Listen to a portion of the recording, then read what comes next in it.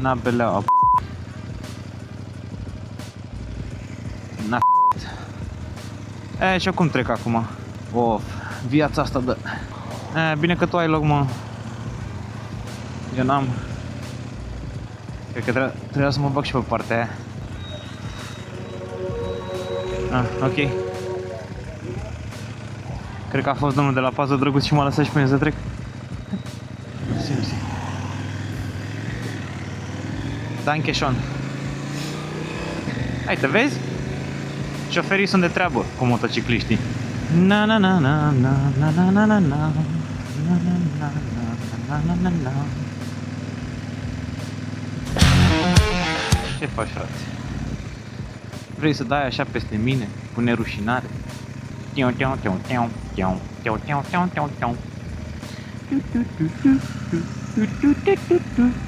Este foarte cald afară, deci îmi place foarte mult. Voi ce faceți pe temperaturile astea? Ieșiți cu motorul sau serviți o ciocolată caldă pe canapea? Wow. Good job, dude. Bă, măcar a dat semnal. Apreciez.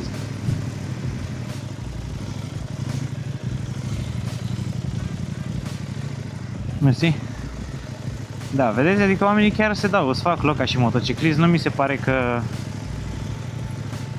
este chiar atât de groaznic pe cât se interpretează. Într-adevăr, mersi frumos. Într-adevăr, este mult mai atractiv pentru youtuberi să posteze momentele rele din trafic, pentru că astea aduc cele mai multe vizualizări, dar ar fi cazul să punem și niște momente bune, să arătăm că oamenii sunt și buni cu motocicliștii, nu doar răutăcioși care te iau la mișto și te înjură. Hopa, hopa.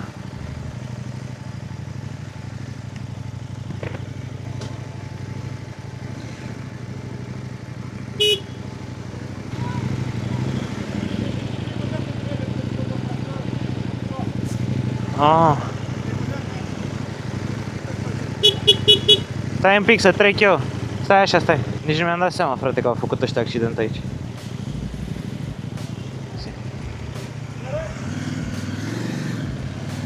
Mersi mult. Da, nici nu mi-am dat seama că a făcut accident. Nici fata din fața mea nu și-a dat seama, ea credea că băiatul stă la stop. Și domnul cu duba cam meltean așa, după punctul meu de vedere. Nu și-a dat seama fata aia și a făcut o proastă. Na. Ce să le ceri? Unii atâta pot, trebuie ignorați, pentru că dacă atâta te duce capul să faci, înțeleg că e supărat, dar nicio avarie, nimic, n-ai cum să-ți dai seama. Salut, frate. What? 1,200? 800. Yeah. Over here. You like it? Yeah?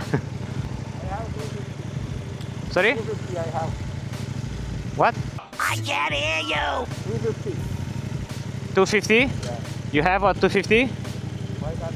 Nice. Honda DW. Honda? Nice. Bye, man. Bă, nu știu, mie îmi plac nepalezii și sri lankezii, mi se par niște oameni foarte de treabă. Frizerul meu, la care mă tund de câteva luni de zile, la care am rămas fidel, este sri lankez. Este un băiat foarte de treabă, care muncește pentru familia lui și chiar se dedică meseriei.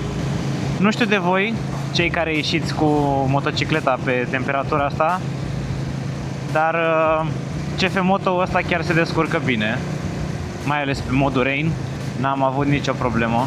Am norocul că nici nu e înghețat asfaltul, chiar dacă sunt minus 4 grade, mi se pare că se simte un pic mai cald. Chiar sunt curios, lăsați-mi în comentarii ce motociclete aveți, dacă ieșiți cu ele și cum se comportă pe drum. Hai, ne băgăm și noi acilișa. Hai, mă bag eu pe aici. Ui!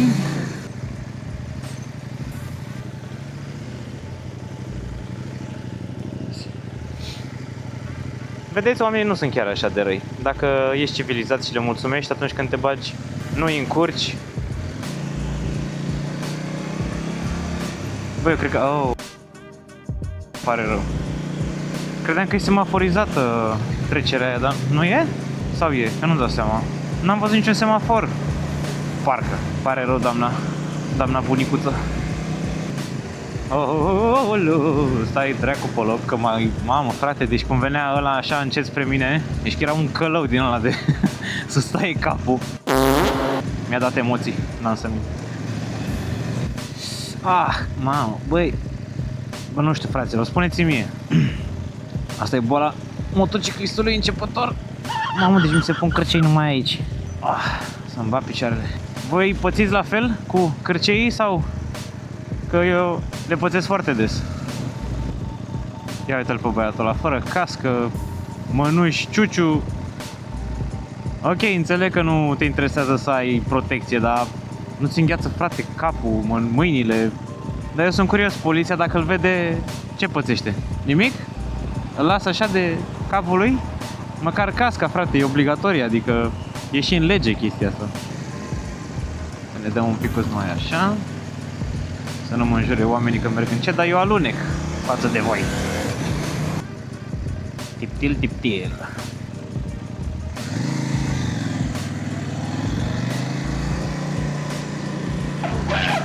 Wow, bravo frate, deci ai tăiat benzile, te-a durut în cur. Ce să mai zici, nu mai zici? Da. Băi, cam strânge frigul ăsta. Degetele mele acum degerate. Degetele mele.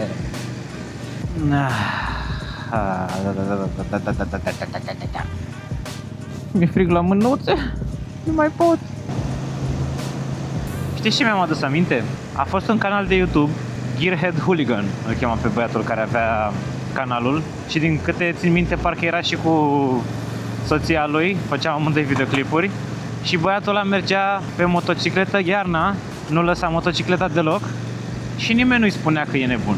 Dar mie în comentarii pe YouTube mi-au zis că sunt nebun la cap, că merg pe vremea asta. Bă, ce zice, sunt nebun sau nu sunt nebun? Dar mai degrabă sunteți și voi nebuni sau doar eu? N-are cum să fie doar un singur nebun pe drumuri acum. Chiar sunt curios, care sunt motivele voastre de nu ieșiți cu motocicletele acum? Aderență, frig sau alt motiv? Lăsați în comentarii, vreau să știu și eu. Mă bag eu. Să mă bag și în față, hai că mă bag că am timp. Nu deranjez pe nimeni pe aici. Danke, șanche, Ișkin Doșnan. Hello! Mane, nici chiar așa, mâncați-și gura ta.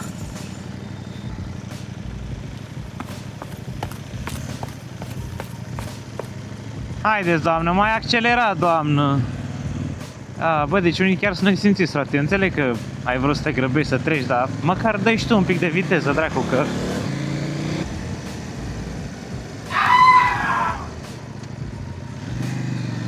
Oh my fucking god, dude. Și m-am gândit că o să iasă. De-aia am încetinit de dinainte, așa fac la toate momentele astea, că îmi e că mă întind peste capota lor. Doamne, ce frig este!